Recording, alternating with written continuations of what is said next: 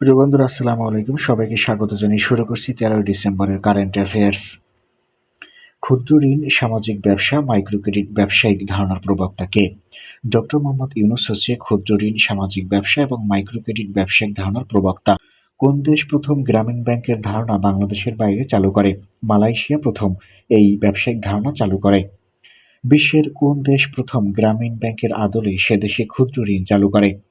Japan বিশ্বের প্রথম দেশ হিসেবে গ্রামীণ ব্যাংকের আদলে সেদেশে ক্ষুদ্র ঋণ ব্যবস্থাপনা চালু করে। বিমানবন্দর টু গাজীপুর বিআরটি প্রকল্পের দৈর্ঘ্য কত?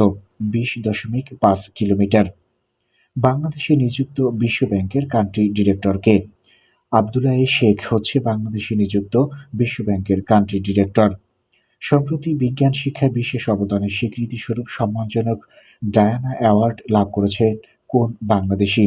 শাওন মাহমুদ সম্প্রতি বিজ্ঞান শিক্ষায় বিশেষ অবদানের স্বীকৃতিস্বরূপ সম্মানস্বরূপ ডায়ানা অ্যাওয়ার্ড লাভ করেছেন। অনূর্ধ্ব-19 এশিয়া কাপ ক্রিকেট 2024-এ চ্যাম্পিয়ন হয়েছে কোন দেশ? বাংলাদেশ অনূর্ধ্ব-19 এশিয়া কাপ 2024-এর চ্যাম্পিয়ন। অনূর্ধ্ব-19 এশিয়া কাপের সেরা খেলোয়াড় নির্বাচিত হয়েছেন কে? ইকবাল হোসেন অনূর্ধ্ব-19 এশিয়া কাপের সেরা খেলোয়াড় নির্বাচিত হয়েছেন। বাংলাদেশের কত শতাংশ মানুষ স্মার্টফোন ব্যবহার করে? শহরে 41% এবং গ্রামের 26% মানুষ স্মার্টফোন ব্যবহার করে থাকে। বাংলাদেশে মোবাইল ইন্টারনেট ব্যবহার করে কত শতাংশ মানুষ? শহরের 43% এবং গ্রামের 27% মানুষ মোবাইল ইন্টারনেট ব্যবহার করে থাকে। বাংলাদেশে দেউলিয়া আইন কত সালে পাস হয়? 1997 সালে বাংলাদেশে দেউলিয়া আইন পাস হয়। সার্ক কত সালে প্রতিষ্ঠিত হয়? 8 ডিসেম্বর 1985 সালে সার্ক প্রতিষ্ঠিত হয়। সারা দেশে রেলওয়ের মোট জমির পরিমাণ কত? 61,861 একর। প্রাকৃতিক দুর্যোগের কারণে 2024 সালে বৈশ্বিক আর্থিক ক্ষতির পরিমাণ কত? 31,000 কোটি ডলার। 10 ডিসেম্বর 2024 পর্যন্ত বাংলাদেশের মোট জিআই পণ্য কতটি? 44টি পণ্য জিআই সনদ লাভ করেছে 10 ডিসেম্বর 2024 পর্যন্ত। বাংলাদেশের সর্বশেষ জিআই পণ্য কোনটি? শেরপুরের ছানার পায়েস হচ্ছে বাংলাদেশের সর্বশেষ জিআই পণ্য। উপমহাদেশের প্রথম মুসলিম মালিকানার ব্যাংক কোনটি? হাবিব ব্যাংক হচ্ছে উপমহাদেশের প্রথম মুসলিম মালিকানা ব্যাংক। বিআরটি প্রকল্পে কবে থেকে বাস চালু হবে? 2024 সালের 16 ডিসেম্বর থেকে বিআরটি প্রকল্পে বাস চালু হবে। গারদের পুরোহিতকে কি নামে ডাকা হয়? খামাল নামে ডাকা হয় গারদের পুরোহিতকে। গারদের ঐতিহ্যবাহী পোশাকের নাম হচ্ছে দকমান্দা দকশারি। গারদের গ্রাম প্রধানকে কি বলা হয়? নকমা বলা হয় গারদের গ্রাম প্রধানকে।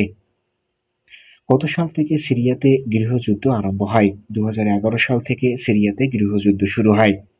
সিরিয়ার রাজধানীর নাম হচ্ছে দামেস্ক। কাজাখস্তানের রাজধানীর নাম হচ্ছে আস্তানা। দেশের তেল গ্যাস অনুসন্ধানে নিয়োজিত রাষ্ট্রায়ত্ত সংস্থা কোনটি? বাপেক্স হচ্ছে দেশের তেল গ্যাস অনুসন্ধানে নিয়োজিত রাষ্ট্রায়ত্ত সংস্থা। জাতিসংঘ মানবাধিকার কাউন্সিলে ভাইস প্রেসিডেন্ট পদে নবনির্বাচিত দেশের নাম কি?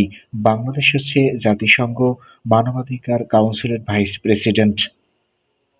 দুর্নীতি দমন কমিশন আইন 2024 অনুসারে গঠিত দুদক কি ধরনের প্রতিষ্ঠান? দুদক হচ্ছে স্বাধীন ও নিরপেক্ষ প্রতিষ্ঠান। সিরিয়ার অন্তর্বর্তীকালীন সরকার প্রধানের নাম কি? মোহাম্মদ আল বশির হচ্ছে সিরিয়ার অন্তর্বর্তীকালীন সরকার প্রধান। দেশের প্রাথমিক পণ্য হিসেবে সবচেয়ে বেশি কোন পণ্য আমদানি করা হয়? তুলা হচ্ছে দেশের প্রাথমিক পণ্য হিসেবে সবচেয়ে বেশি আমদানি করা হয়। ওয়াল স্ট্রিট কোন শহরে অবস্থিত? নিউ ইয়র্ক শহরে ওয়াল স্ট্রিট অবস্থিত। বিশ্ব মানবাধিকার দিবস কত তারিখে পালিত হয়? প্রতি বছর 10 ডিসেম্বর বিশ্ব মানবাধিকার দিবস পালিত হয়। এবারের বিশ্ব মানবাধিকার দিবসের প্রতিপাদ্য কি? আমাদের অধিকার আমাদের ভবিষ্যৎ এখনই। এটি হচ্ছে এবারের বিশ্ব মানবাধিকার দিবসের প্রতিপাদ্য। প্রতি বছর কত তারিখে নোবেল পুরস্কার প্রদান করা হয়? প্রতি বছর 10 ডিসেম্বর নোবেল পুরস্কার প্রদান করা হয়। কুখ্যাত সৈয়দনায়া কারাগার কোথায় অবস্থিত? সিরিয়াতে কুখ্যাত সৈয়দনায়া কারাগার অবস্থিত। ঘানার নবনির্বাচিত প্রেসিডেন্টের নাম কি? জন মাহামা হচ্ছে ঘানার নবনির্বাচিত প্রেসিডেন্ট। আধুনিক পর্যায় সারণীর ভিত্তি কি? আধুনিক পর্যায় সারণীর ভিত্তি হচ্ছে ইলেকট্রন বিন্যাস। কত তারিখে বীরশ্রেষ্ঠ রুহুল আমিন শহীদ হন? 10 ডিসেম্বর 1971 বীরশ্রেষ্ঠ রুহুল আমিন শহীদ হন। সম্প্রতি কাকে ন্যাশন বিল্ডার আখ্যা দেওয়া হয়েছে? ডক্টর মোহাম্মদ ইউনূসকে সম্প্রতি ন্যাশন বিল্ডার হিসেবে আখ্যা দেওয়া হয়েছে। বেগম রোকেয়া পদক 2024 প্রদান করা হয় কতজন নারীকে?